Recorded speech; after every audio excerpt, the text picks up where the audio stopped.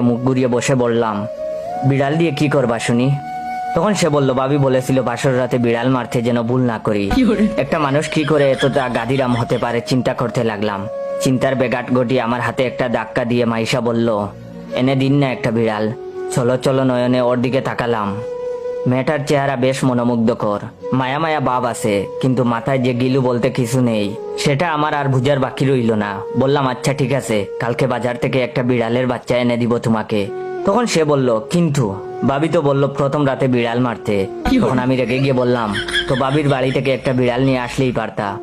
আমার মতো সাদাসিধে ছেলেটার সাথে কেন এমন করছো? বউ চুপচাপ শুয়ে পড়লো বিছানায়। বউয়ের কার্যকলাপ দেখে মনে হচ্ছে আজও আমাকে বেচেলারদের মতো রাত কাটাতে হবে। সব ইচ্ছে মনের মধ্যে দামাচাপা দিয়ে মাঝখানে একটা কুলবালিশ দিয়ে আমিও শুয়ে পড়লাম।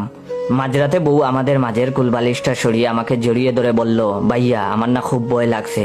আমি কথা না বাড়িয়ে ওর কানের কাছে মুখ নিয়ে বললাম, মাঝরাতে এখানে ভূত আসে, আলাদা কাউকে দেখলেই জাপটে ধরে।